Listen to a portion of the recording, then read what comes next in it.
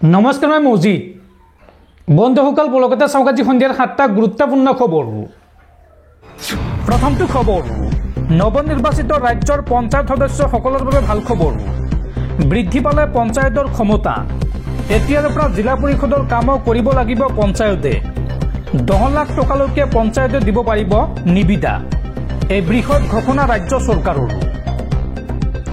জিলা পৰিষদৰ ক্ষমতা কৰ্তন কৰি বৃদ্ধি কৰা হল পঞ্চায়তৰ ক্ষমতা জিলা পৰিষদৰ সকলো ক্ষমতা হস্তান্তৰ কৰা হল পঞ্চায়তলৈ পঞ্চায়তৰ সদস্যক প্ৰদান কৰা হল ক্ষমতা এতিয়াৰ পৰা পঞ্চায়তৰ ক্ষমতা জিলা পৰিষদে ব্যৱহাৰ কৰিব নোৱাৰিব সকলো দৈনিক বজাৰ সাপ্তাহিক বজাৰ নিয়ন্ত্ৰণ কৰিব পঞ্চায়তে 5 লাখ টকালৈকে নিবিদা দিব পাৰিব পঞ্চায়তে আৰু 5 পৰা 10 লাখ টকাৰ ওপৰৰ নিবিদা দিব পাৰিব আঞ্চলিক পঞ্চায়তে পূৰ্বে এই নিবিদা আছিল মাত্ৰ 1 লাখ টকা পঞ্চায়ত আইন সংশোধন কৰি 105 108 109 ধাৰা সলনিৰে জিলা পৰিষদৰ ক্ষমতা কৰ্তন কৰা হৈছে পূৰ্বে জিলা পৰিষদে নিয়ন্ত্ৰণ কৰিছিল নিবিদা দিয়াৰ ক্ষমতা কিন্তু এই বৰ্ষৰ পৰা এই নিবিদা তথা বিত্তীয় ক্ষমতা হস্তান্তৰ কৰা হল পঞ্চায়তলৈ নদীঘাট ফেৰীঘাট বজাৰ হাট এই সকলো থাকিব এতিয়াৰ পৰা পঞ্চায়তৰ অধীনত পঞ্চায়ত সদস্যক এই ক্ষমতা প্ৰদান কৰিলে হিমন্ত বিশ্ব শৰ্মা চৰকাৰে পৰৱৰ্তী খবৰ সাৱধান ৰাজ্যবাসী ৰাজ্যত পুনৰ বতৰ ল'ব কালৰূপ আগন্তুক 3 দিনলৈ ৰাজ্যত হ'ব নেৰানেপেৰা বৰষুণ আৰু এই সময়ছোৱাত প্ৰতি ঘণ্টাত 70 কিলোমিটাৰ বেগেৰে আহিব পাৰে ধুমুহা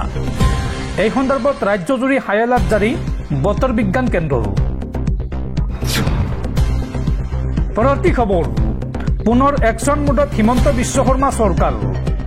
মাটিৰ দালালৰ বিৰুদ্ধে পুনৰ ৰাজ্যজুৰি চলিব অভিযান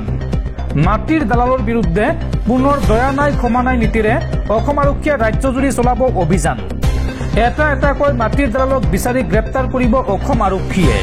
আৰু এনএছৰ অধীনত গ্ৰেপ্তাৰ হৈ দীৰ্ঘ সময় জেলত থাকিব লাগিব মাটিৰ দালালসকল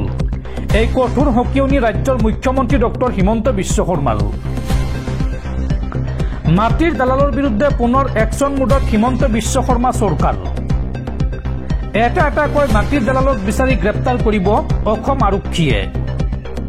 ৰাজ্যত হাৰি যাব নোৱাৰিব এজনো মাটিৰ দালাল বা ভূমাফিয়া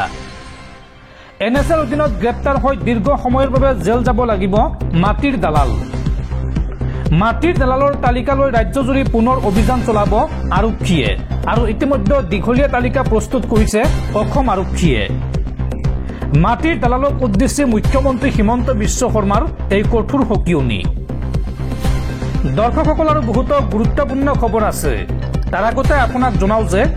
যদি আপুনি এতিয়ালৈকে এইটো ভিডিঅ'ত লাইক কৰা নাই তেন্তে এতিয়াই ভিডিঅ'টোত লাইক কৰি দিয়ক আৰু এনেকুৱা ধৰণৰ ভিডিঅ'সমূহ নিতৌ চাবলৈ চেনেলটো ছাবস্ক্ৰাইব কৰি কাষত থকা বেল আইকনটো প্ৰেছ কৰি ৰাখক পৰৱৰ্তী খবৰ ৱাকফৰ সম্পত্তিত বুলডোজাৰ চলাই এইবাৰ বিপদত পৰিছে চৰকাৰ ৱাকফ পঞ্জীয়ন দৰগাহত কেনেকৈ উচ্ছেদ চলাইছে চৰকাৰে এই সন্দৰ্ভত চৰকাৰক কাৰণ দৰ্শোৱাৰ জাননী দেশৰ উচ্চতম ন্যায়ালয়ৰ ৱাকফ পঞ্জীয়ন দৰগাহত কেনেকৈ উচ্ছেদ চলাইছে এই সন্দৰ্ভত চৰকাৰক কাৰণ দৰ্শোৱাৰ জাননী দেশৰ সৰ্বোচ্চ ন্যায়ালয়ৰ জাননী অবিহনে উচ্ছেদ চলোৱা কাৰ্যক সমালোচনা উচ্চতম ন্যায়ালয়ৰ উচ্চতম ন্যায়ালয়ৰ ন্যায়াধীশ বি.আৰ. গাভাই আৰু জৰ্জ মাৰ্চিহৰ বিচাৰপীঠে এই জাননী জাৰি কৰিছে উত্তৰাখণ্ড চৰকাৰক জাননী জাৰি উচ্চতম ন্যায়ালয়ৰ উল্লেখযোগ্য যে বিগত 26 এপ্ৰিলৰ নিশা জাননী নোহোৱাকৈ ভাঙি পেলোৱা হৈছিল দৰগাহ আৰু তাৰ পিছতে এতিয়া চৰকাৰৰ বিৰুদ্ধে সৰব হৈ পৰিছে বা ক্ষুব্ধ হৈ পৰিছে দেশৰ উচ্চতম ন্যায়ালয় পৰৱৰ্তী খবৰ বিজেপিত একশন আৰম্ভ সভাপতি দিলীপ শইকীয়াৰ অৱশেষত ছাইড কৰা হল মন্ত্ৰী জয়ন্ত মল্ল বৰুৱাৰ ঘনিষ্ঠ মিণ্টু তামুলীক কিছুদিন পূৰ্বে নলবাৰীৰ বাজানীত মিণ্টু তামুলীৰ ওপৰত প্ৰচণ্ড খং উঠা দিলীপ শইকীয়াই অৱশেষত ললে একশন বিজেপিত একশন আৰম্ভ সভাপতি দিলীপ শইকীয়াৰ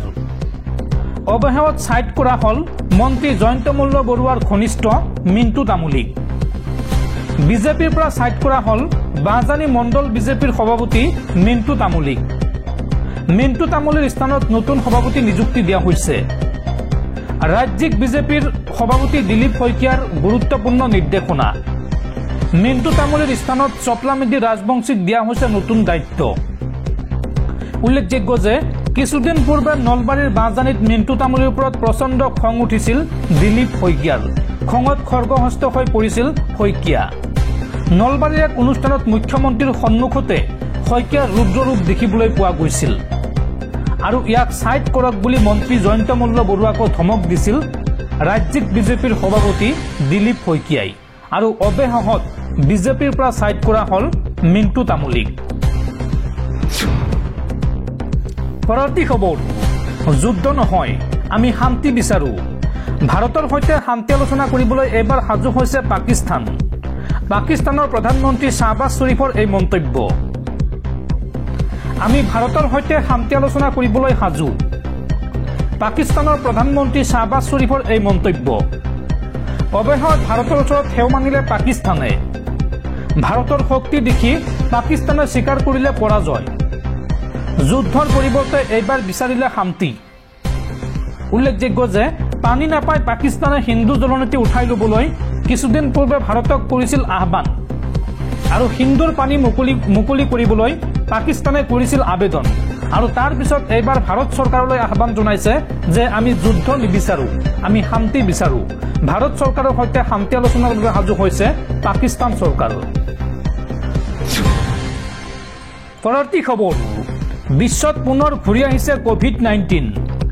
বিশ্বত পুনৰ দ্ৰুতগতিত বিয়পিছে কোভিড-19 এছিয়াৰ বহু দেশত ইতিমধ্যে বিয়পি পৰিছে এই কোভিড-19 কেৱল হংকঙতে কোভিড-19ত আক্ৰান্ত হৈ 31 গৰাকী লোকৰ মৃত্যু হৈছে আৰু এই মুহূৰ্তত প্ৰশ্ন হৈছে বিশ্বত পুনৰ ধ্বংসলীলা চলাব নেকি কোভিড-19 বিশ্বত পুনৰ এবাৰ কোভিড-19ৰ আগমন